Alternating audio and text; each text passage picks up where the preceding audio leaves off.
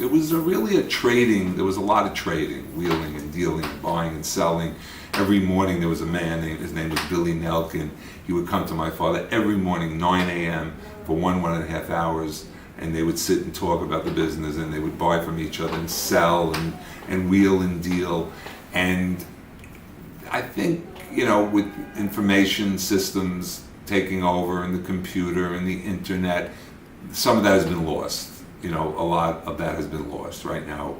The dynamic is, okay, I need a stone, email me the certificate, email me a picture of the stone. There's not the old school trading that I was lucky enough to experience. We still have some, thank God, some of it, but a lot of that, I think, it has been lost. But throughout the industry, not just New York. I think you have much more in the jewelry business. For example, in Mr. Farber's business, in estate jewelry, I think there's a lot more of the trading still going on. I think they're very lucky to still have that. You look at a bracelet, you look at an earring of, Boucheron or Van Cleef, it's not as clear, there's more dialogue and taste and feeling. It's not as defined today, a 2-carat, a 3-carat diamond, it's become a lot more defined.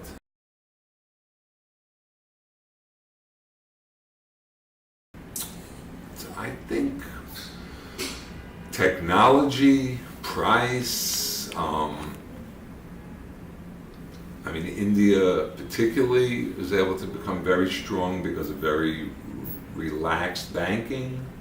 In New York, it's hard to get the same banking that they get in India, very free money from the government, easy loans, a lot easier to run their businesses than with some of the regulations here. But you're still here. We're still here because we have a nice business. we have a nice business. We have a loyal clientele. We just have a healthy business. But it's evolved. It's changed. It has changed.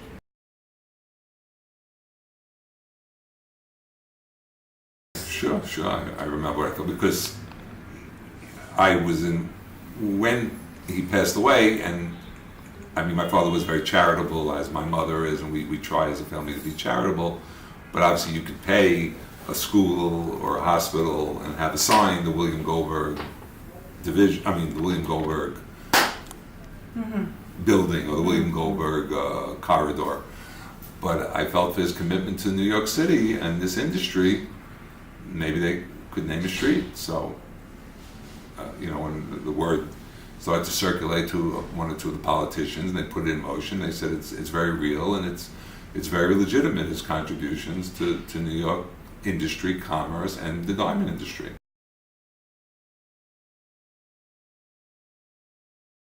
It's wonderful. It's very special. That's why we have a duplicate right there. I know, It feels very strong. It feels like a very strong statement.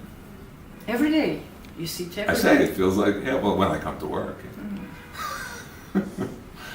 No, it's a strong corner. It's a strong feeling.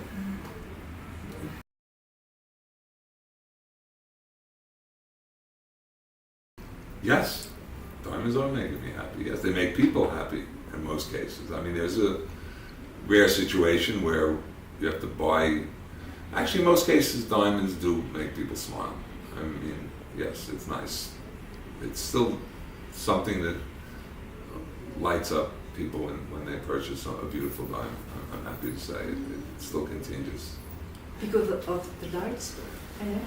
Because With light and so? I don't know. It makes women who are beautiful look more beautiful. And I guess it makes even some men like them. But this scintillation, the brilliance, right? The fire. There's something about it. It works. I can't explain it, but it still does make people smile. Even in the worst case scenario, when people are sad about their diamonds, it's possibly somebody died in the family, and then they need money. But when they come back to you and they could hand you a diamond and you could give them good money for it, and that's the worst scenario, it's still pretty healthy. It's a good feeling.